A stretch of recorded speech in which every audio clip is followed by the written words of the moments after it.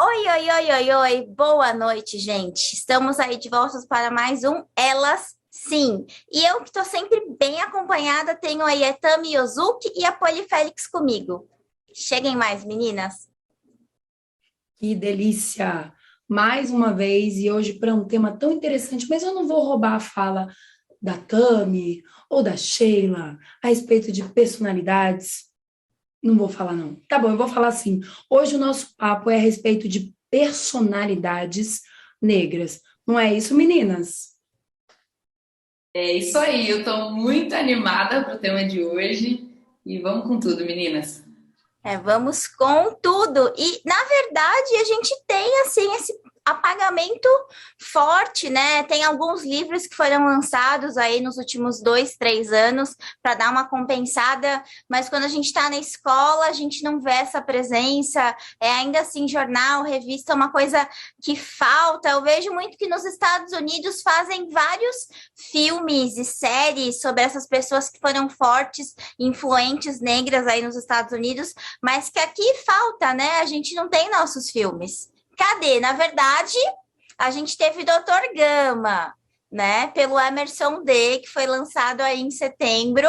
Fiquei muito feliz, mas faltam, né? E falem aí, vocês conheciam aí o Luiz Gama mais de perto? O que vocês sabem dele? Bom, eu conheci um pouquinho a partir da capoeira, da narrativa da capoeira, que proporciona esse leque sobre as personalidades, tanto femininas quanto personagens masculinos que foram importantes e relevantes. E como a Sheila bem disse, a gente tem essa questão do apagamento cultural, onde é uma forma também de suprimir e limitar, porque uma vez que a gente tem essa identificação racial, quando a gente nos enxerga, a gente acessa um poder pessoal de capacidade. Você olha alguém, um semelhante, e você se visualiza vivendo as mesmas coisas ou tendo as mesmas oportunidades. E o sistema ele está aí para isso, para minar mesmo a nossa identificação, para que dessa forma a fonte de inspiração também seja bem reduzida ao ponto da gente achar que estamos sujeitos, que fomos criados para um contexto social sempre de escassez e vulnerabilidade. Sim, isso aí é complicado, que às vezes a gente fica achando que é só o que a gente pode ser, né? Pouco e sem possibilidade. Mas eu acho que a Tami sabe um pouquinho mais do Luiz Gama, afinal a gente fez lá, a gente se conheceu no Instituto Luiz Gama, né? Fala aí um pouquinho pra gente, Tami. Exatamente, Sheila. É muito louco isso, porque eu cursei 2 anos de Direito e na faculdade de Direito eu nunca tinha ouvido falar do Luiz Gama. Vim saber um pouco mais sobre ele indo atrás, né? Porque é um ponto interessante nós negros irmos atrás do conhecimento o tempo todo. Fomos nós indo até um curso, né, no Instituto, para aprender sobre um homem tão importante para o nosso país, o maior advogado do país é negro. E muitas pessoas não sabem disso, inclusive estudantes de direito. Então, foi lá no curso onde eu conheci a Sheila, através do Silvio Almeida. Então, assim, é um apagamento que é triste para a nossa história. Eu acho muito triste ser um estudante de direito e não saber que o maior advogado abolicionista foi Luiz Gama. Então, fica aí a dica para a galera ir atrás das informações, porque a nossa cultura está aí, é rica e tem muita gente que já fez muita diferença no mundo e no Brasil. Sim, Incrível. muita gente. E o que é interessante é que esse ano, se eu não me engano, foi a USP mesmo, não foi a UFRJ. Deu o título, né, de doutora e honoris causa aí para o Luiz Gama, só 2 séculos depois que ele morreu, praticamente, né? E para vocês que estão aí em casa e não sabem, a gente tem uma lei de 1831 que é uma proibição, né, que tenha o tráfico de escravos. Então, quem viesse do continente africano, que chegasse no Brasil, não poderia ser escravizado. E aí, o pulinho do gato, o que o Luiz Gama faz? Essa lei, na prática, não acontecia. A gente só teve essa paralisação em 1850, que a Inglaterra fechou o cerco e fez essa barragem. Então, o Luiz Gama ia lá e lutava lutava e dizia, então, olha, essa pessoa que chegou em 1833, 1835, não pode estar, ela não pode estar escravizada, não pode estar nessa condição. E quem puder, veja o filme. Saiu do cinema, não vou dizer onde está, não sei se pode fazer propaganda ou não, mas está acessível aí para quem... então, tá no Globoplay, então... Dá para ver lá, eu acho que entrou no conteúdo de graça, então não precisa ser assinante. E eu achei a fotografia do filme lindo, a atuação dos atores, eu falei, meu Deus, que coisa mais maravilhosa. Então tá um filme muito completo e eu sou fãzaça do Jefferson D, né? Jefferson D, gente, adoro ele. E assim, ele, o Luiz Gama, né, é um de muitos, teve o trabalho abolicionista, não vamos focar só nele, a gente tem várias pessoas, por exemplo, a Maria Firmina dos Reis, maranhense, ela foi professora, e aí ela tem, na realidade, o primeiro romance abolicionista, é o dela, né? Vocês já ouviram falar dela, meninas? Eu não. O mais bacana desse programa Ela Assim é que a gente está aqui também para aprender umas com as outras. E eu acho muito mágico isso, e que vocês aí de casa saibam que a gente não está aqui para, nossa, eu sei tudo, sou dona da verdade. Esse intercâmbio, esse lugar de escuta é maravilhoso. Eu não conheço, Sheila, ainda não ouvi falar. Se você puder contar um pouquinho mais para a gente, eu vou ficar bem feliz. Vamos ver da Tami, e você? Também não conheço. Não. Então, o romance dela é o Úrsula. Eu acho que...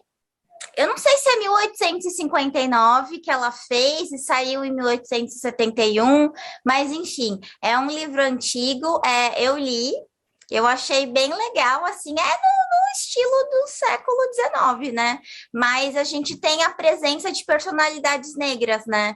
Mas enfim, ela foi uma mulher negra, professora, já não era uma coisa... Hoje em dia a gente luta, né? Imagina no século XIX. Como que isso não era, né? Então, lá nordestina, que a gente já tinha o foco mais aqui para o Sudeste, e esse livro ficou, assim, desconhecido, e mais ou menos, acho que foi 1960, 70, alguém reencontra um livro aí num sebo e republica, né? Eu comprei o livro, tinha 2 anos, mas eu li este ano. Aquela história, os vários livros que eu vou comprando, um dia eu leio, um dia eu leio, um dia eu leio, um dia eu vou ler, espero, né? Mas eu achei bem gostoso, é um romance água com açúcar, então, assim, para quem quiser, mas a gente tem que valorizar os nossos. Mas eu acho que quem todo mundo conhece, sem sombra de dúvida, é Tchananã, Tchananã. Tem a ver com esse canal de televisão, tem a ver com a universidade também, que não é mais faculdade, agora é universidade. E aí, quem dá mais, quem dá menos? Essa daí, acho que se a gente errar, vai ficar feia, nossa coisa vai ficar feia, né, Tami? É verdade. Vamos falar juntas? Vamos. Zumbi! Zumbi dos Palmares, isso mesmo, né? E aí remete a um lugar de resistência, porque a gente tem os quilombos, né? A gente tem registro de quilombo. Hoje, gente, tô meio aulinha de história, eu amo história, sou apaixonada por história. Então, tô aqui puxando sardinha pro meu lado, mas vamos falar de personalidades negras mais novas também. A gente tá aí só aquecendo, né? Mas pode puxar, tá? Que eu amo história também. Vamos ver depois vocês aí de casa. Depois vocês escrevam aí pra gente para saber se estão gostando ou não. E não se esqueçam de sugerirem temas também. Bom. Mas a gente pensa no descobrimento do Brasil, né? Ou, na verdade, o achado do Brasil, o esbarrão do Brasil, de chamar que o Brasil é uma propriedade, enfim, o que for, 1500. E aí a gente tem esse começo aí de escravização dos povos originários, dos indígenas, e mais ou menos 1540, 1560, a entrada dos escravizados africanos, né? E aí a gente tem a primeira menção, no caso era um mocambo, não falava quilombo, mas a gente tinha mocambos e quilombos por todos os lugares que tivemos escravizados negros, aí em 1575. A primeira menção. Então, é símbolo de resistência. E o Quilombo do Palmares, eu tenho quase certeza que é 1596. Então, assim, super antigo, durou aí mais de um século. E Zumbi foi o último líder oficial aí do Quilombo dos Palmares, né? Porque a gente tem o triste fim, que agora fugiu o nome do bandeirante que deu cabo nele, que é uma rua bem próxima da Universidade Zumbi dos Palmares, tem lá a rua dele. Enquanto a Rua de Zumbi dos Palmares, para quem não sabe, fica perto da Avenida Cangaíba. Então, assim, passa lá o viaduto, anda algumas quadras e tem, porque isso é uma outra forma de marcar a cidade, né? Sim. Então, pensar que o Bom Retiro é uma região mais próxima do centro, a gente tem o nome do bandeirante. E aí, Zumbi dos Palmares, nosso queridíssimo Zumbi dos Palmares, tá... Não que Cangaíba já é uma região mais periférica, né? E aí isso é um pouquinho da importância, né? E a gente está falando São Paulo capital, né? Porque assim, todas nós estamos aqui em São Paulo, para quem não sabe, né? A universidade fica em São Paulo, do Bom Retiro, e tem um projeto super legal dos alunos Zumbi Resiste. Então, o pessoal do Zumbi Resiste, um beijo para vocês, parabéns pelo projeto, que eles querem mudar o nome das ruas. Mas vocês já pararam para pensar nisso? O poder do nome das ruas e de todo esse ambiente da cidade que a gente vive? Sim, eu já pensei bastante sobre isso, né? Falar de personalidades negras me emociona muito. Eu já me tornei ainda mais fã da Marielle Franco. Então, eu acho que foi um marco também para a cidade do Rio de Janeiro ter uma rua com o nome dela e a placa dela, né? É uma placa, eu já trabalhei com placa, então chama placa de logradouro, que é onde são os nomes das ruas. E eu até tenho na minha casa, porque eu acho que é a identidade do lugar, né? Você vê São Paulo, ter a rua Zumbi dos Palmares. E pensar o quanto São Paulo também é marcado por nome de bandeirantes, nome de escravocratas, né? Monumentos de escravocratas, o quanto a gente ainda precisa avançar nisso, o quanto isso é absurdo para a cultura do país, né? Permanecer com isso. Olha, você já pensou aí em trocar nome de rua? O que você acha disso? Olha, já. Eu sou uma super defensora do nome, a começar pelo nome. Eu costumo me apresentar como Poliana Félix, honro muito nome e sobrenome, eu acredito que é algo que a gente tem, que é único. Nossa, quantas Polianas existem? Várias, mas quando eu me apresento, eu me aproprio de um poder da minha história, da minha trajetória. E uma vez que a gente traz essas representatividades, que a gente traz essas personalidades para a praça pública, para que esses nomes sejam repetidos, para que crie uma dúvida. Ah, por que se chama? Por que se chama Dandara? Por que se chama Praça Carolina de Jesus, por exemplo? Tudo que provoca uma dúvida, acho que é muito, muito valoroso. Além de homenagear, é você provocar uma reflexão a respeito de algo. Então, eu acho super importante. E você também falou a respeito dessas figuras escravocratas. E lembro que recentemente, bom, estamos falando aqui em 2021, teve um ato que queimou a estátua do Borba Gato, que tem uma história bem nada bacana, e eu acho que é um caminho. Não assim, gente, não estou incitando violência aos monumentos, mas por que não as referências dos povos originários e dessas representatividades que tanto lutaram estar em praça pública também em destaque? O que vocês acham sobre isso?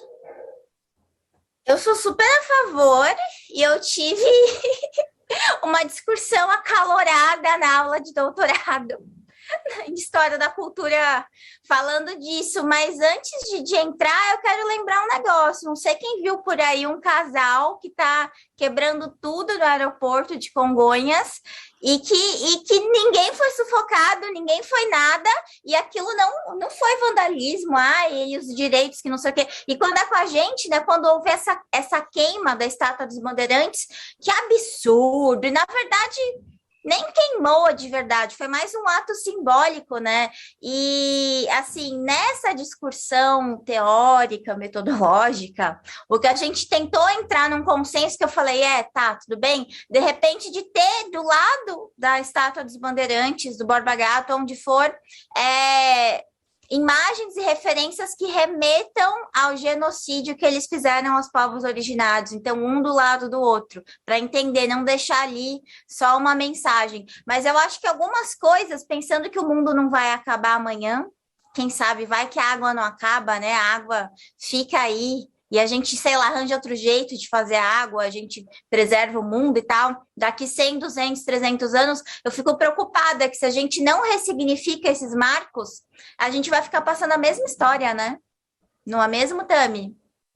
É o que eu penso também. Eu também estou longe de incitar a violência e tudo mais. Mas é complicado, né? Eu fico pensando a quem interessa aquele monumento, né? A história de que povo aquilo representa. Quem se ofende quando essa situação acontece? A gente precisa pensar nisso. Quem está por trás dessa ofensa? Porque aquela representação, aquela pessoa, aquele monumento, o que traz para a nossa história? A gente precisa resgatar a história do povo preto que construiu esse país. A gente não está mais no tempo, gente, século XXI, a gente ainda está tendo que convencer o outro, convencer a sociedade do que houve no país, se existe racismo. Eu tenho até um texto de uma apresentação que eu falo, que até é uma fala da Elisa Lucinda, que ela diz assim: você é um escravocrata ou um abolicionista moderno? Então a gente precisa pensar de que lado que a gente está. Que história que a gente quer deixar? É o que a Sheila falou, daqui anos, aquilo ainda vai estar lá? Eu acredito muito na geração que está vindo, eu acredito que não esteja. Acredito mesmo, assim, eu sou mais... tenho esperança nisso. Mas é isso, a quem interessa, né?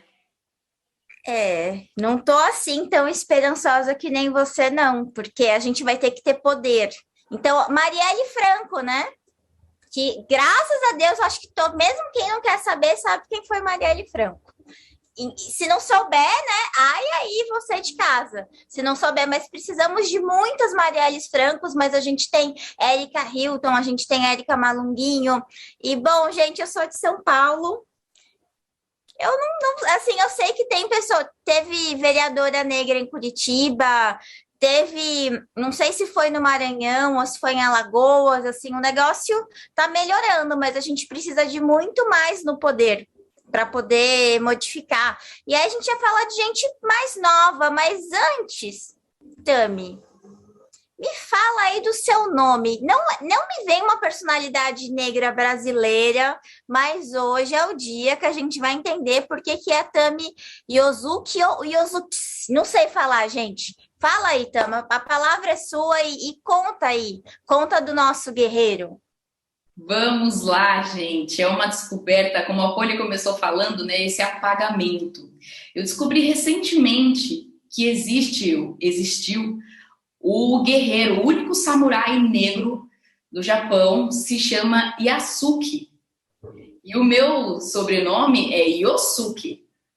Mas eu não sabia dessa ligação. Assim, eu ainda não consegui entender se há uma ligação direta, porque o Yosuke é um sufixo masculino, né, japonês. Agora, o Ya e o Yo são diferentes. Mas com tudo isso, eu descobri... o meu sobrenome, na verdade, ele é do meu afilhado, que é japonês. Eu adotei o nome dele, porque, na verdade... O nome dele é Leonardo Yosuke. E aí é um nome masculino, é como se fosse Pedro Henrique, é um nome composto japonês, né?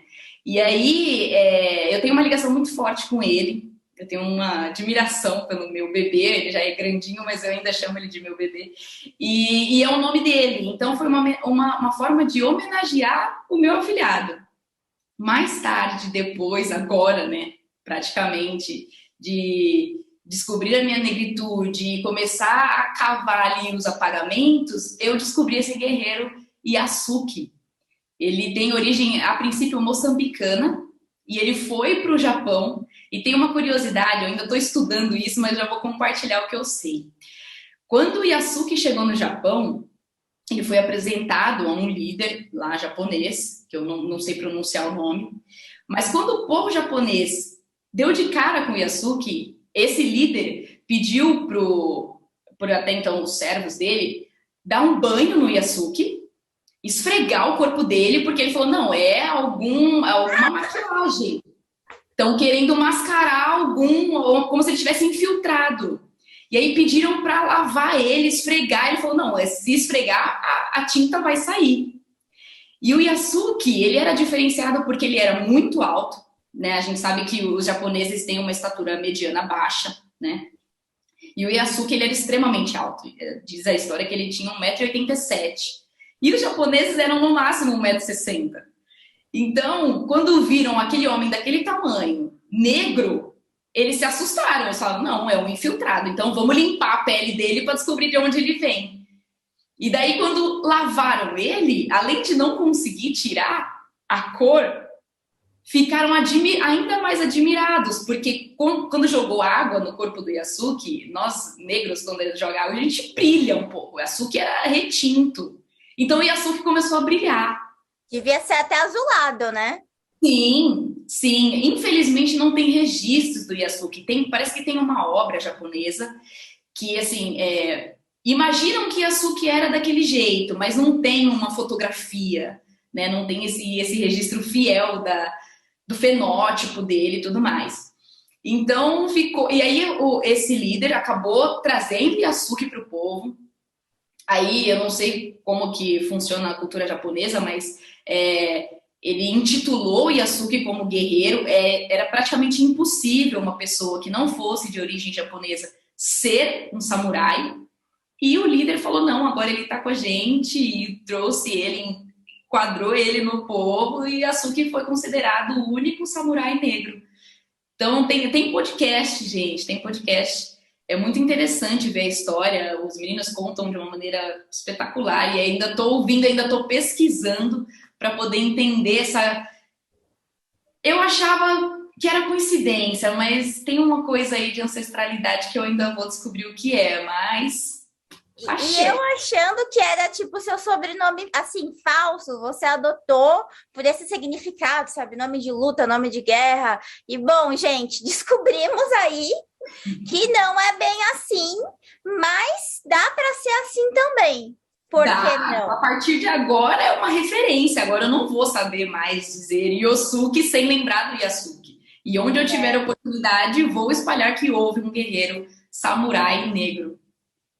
E a Tami falando que tem orgulho, né, do Polifélix. Aí, só para pensar, né, igual eu tenho a minha parte mais negra do meu pai, e aí meu avô era Caetano, minha avó era Aragão, que vieram de Tu, e Tu era uma região que tinha muitos escravizados, né, então eu sou Aragão Caetano por isso, e o Silva veio lá do Nordeste, na verdade, então orgulho é dos nossos nomes. Um outro ponto, você leu Maria Carolina de Jesus?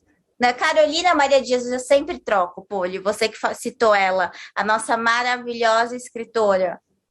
Eu li, sim. Eu li na época que eu trabalhava numa produtora de filmes, a produtora do filme O Tempo e o Vento, Olga, e tinha dentro das pesquisas o livro O Quarto do Despejo. Que livro!